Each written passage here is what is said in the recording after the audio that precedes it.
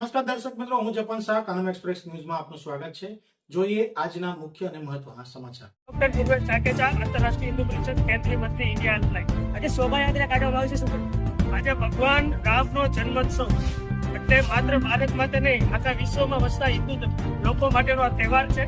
આંતરરાષ્ટ્રીય હિન્દુ પરિષદ રાષ્ટ્રીય બજરંગ દળ ડોક્ટર કવિભાઈ તોગડિયા એના સંગઠને આજે દક્ષિણ ગુજરાત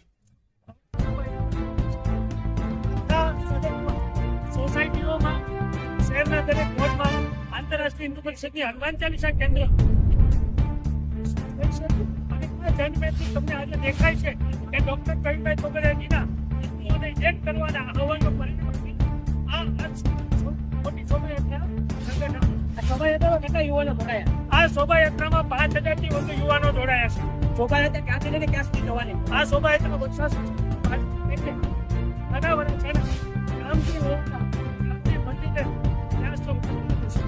દિનેશ અણગણ આંતરરાષ્ટ્રીય હિન્દુ પરિષદ રાષ્ટ્રીય વેપારી પરિષદનો ગુજરાત પ્રદેશ અધ્યક્ષ દિનેશ અણગણ આજે રામનવમીના દિવસે હિન્દુ પરંપરાગત રીત રિવાજ જે છે તે મુજબની આજે રામ ભગવાનની શોભાયાત્રા કાઢવામાં આવી છે।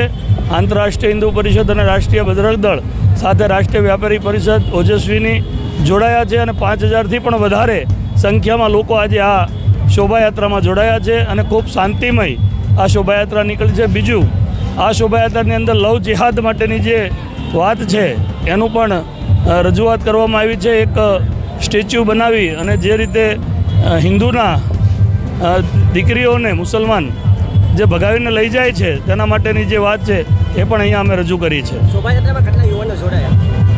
બધા જ થઈને બેન દીકરીઓ બધા ભેગા થઈને 5000 યુવાનો જોડાયા છે। શોભાયાત્રા ક્યાંથી લઈને ક્યાં સુધી નીકળે? શોભાયાત્રા વર્ષા સોસાયટીની 1 નંબરની વાડીમાં થઈ યોગી ચોક થઈ અને નાના વરાછા રામજી મંદિરે પૂર્ણ થશે। આ સંસ્થા દ્વારા કેટલી શોભાયાત્રા સુરતમાં કાઢવામાં આવશે? આજે 2018થી લઈ આંતરરાષ્ટ્રીય હિન્દુ પરિષદ રાષ્ટ્રીય બજરંગ દળની શોભાયાત્રા દર વર્ષે રામનવમી નિમિત્તે નીકળે છે। દિનેશ અણગણ આંતરરાષ્ટ્રીય હિન્દુ પરિષદ રાષ્ટ્રીય વેપારી પરિષદનો ગુજરાત પ્રદેશ અધ્યક્ષ દિનેશ અણગણ આજે રામનવમીના દિવસે હિન્દુ પરંપરાગત રીત રિવાજ જે છે તે મુજબની આજે રામ ભગવાનની શોભાયાત્રા કાઢવામાં આવી છે।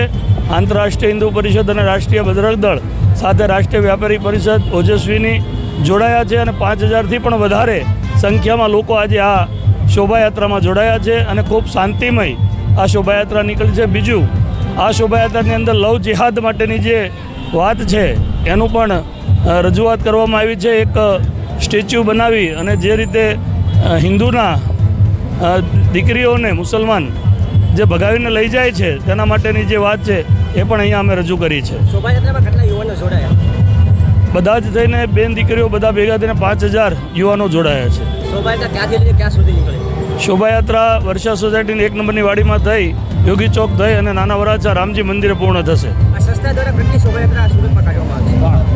આજે 2018થી લઈ આંતરરાષ્ટ્રીય હિન્દુ પરિષદ રાષ્ટ્રીય બજરંગ દળની શોભાયાત્રા દર વર્ષે રામનવમી નિમિત્તે નીકળે છે।